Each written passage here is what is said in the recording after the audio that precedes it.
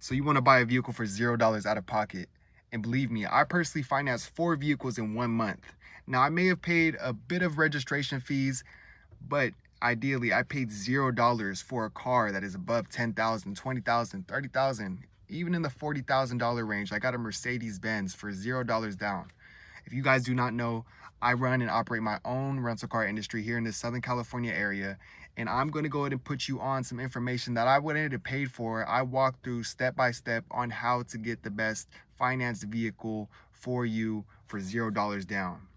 Now, one thing you want to go ahead and keep in mind is you want to know what vehicle you're looking for, or at least the price range that you're going to be asking your credit union for. Picking the right vehicle is where you want to make the right decision. You definitely don't want to just rush this process with knowing you can get a vehicle for $0 down.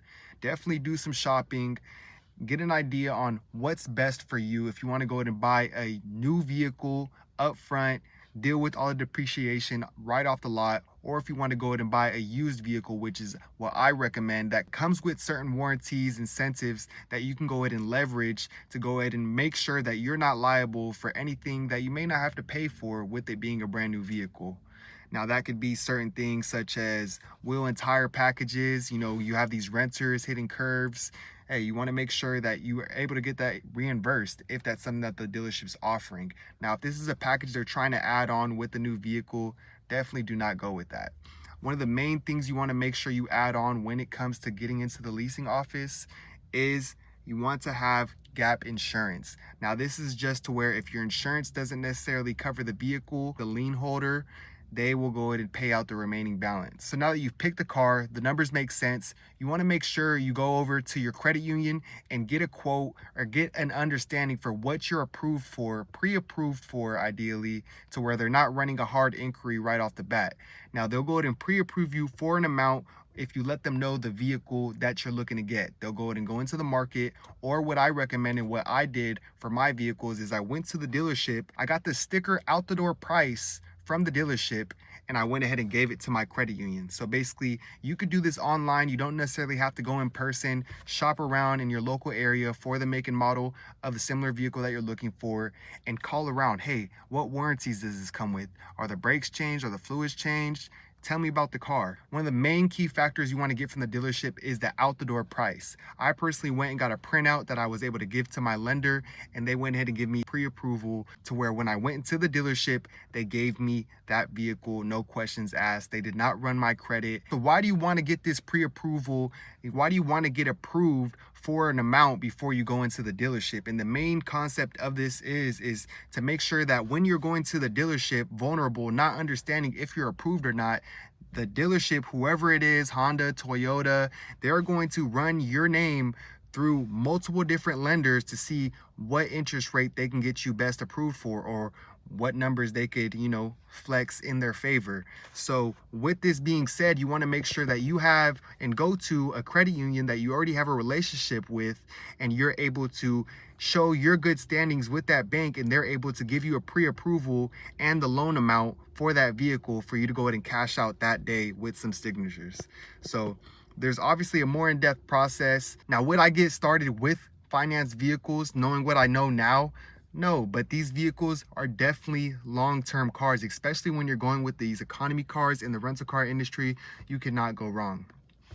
You definitely want to make sure it has gap. You definitely want to make sure you're not paying or overpaying for something in the market. So definitely know your numbers. And if you could negotiate when you're in the leasing office, even though you're pre-approved for an amount, you could save yourself some thousands on that term, on that loan amount, to where you're not paying so much over time. Now, with this being said, if you guys are looking to get a pre-approval, just know that it's best to have a relationship with whatever bank you're looking to do this with. You don't want to open up a bank same day and go ahead and try to get a pre-approval from that bank. Most likely, if you don't have any money in the account, if you've never had any transactions months on end, you're not going to get the best approval that you'd like. So here's how you close the knowing and doing gap and really put this information to work. Really utilize this to save thousands, not just for you, but also others. One, you want to know what the vehicle is. Know the vehicle and know the amount at least. At least the amount. If you don't necessarily know what vehicle is, you just know the price range you want to go ahead and get some lending for, Make sure you have that in mind, because the credit union is going to want to know an idea of what you're getting yourself into and if this is something that they see that you can manage. For two, you want to know what the warranties, what incentives come with the car, because a used vehicle already will come with these incentives that were bought when the vehicle was first purchased. A brand new vehicle, when it comes to the leasing office, they're going to get you in that office and try to tag on all these extra things that you did not necessarily get qualified for when it comes to purchasing that vehicle. Now for three, you want to make sure your credit score is in the 700s. It's no question, minimal. Now you could get away with a 680, maybe 690s, but I believe they're really cracking down on this information. So all you have to do is, if you have some late payments, get your credit fixed, get your credit swept, and go ahead and put this information to work. Because me personally, yes, I did finance these vehicles. Yes, they do have a monthly payment, but these vehicles will be bringing in $1,000 minimum a month. To where, yes, it is bringing on reoccurring revenue, and it allows me to continue to reinvest and go ahead and buy those cash cars, getting started in the rental car game with $0 down. Now, if you have a sitting vehicle and you're looking to rent it out, I personally would recommend just getting started with one car, getting started with an additional vehicle, or if you're working, use that working revenue to go ahead and put it in something that's going to buy back your time, meaning you get one car, you see the return on investment is anywhere from $1,000 to $1,600 a month. Now you get two cars, now you're making $2,000 plus. Now you get three cars, now you're buying back your time. Now you may get to a point where it's like, hey, I don't think I'm calling in. So you go to put this information to work, save yourself some thousands, save somebody else some thousands, send this video out.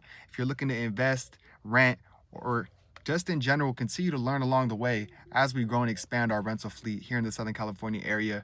Be sure to like, comment, and subscribe. It's been real. It's D at D Got Exotics. Peace and love. I'm out.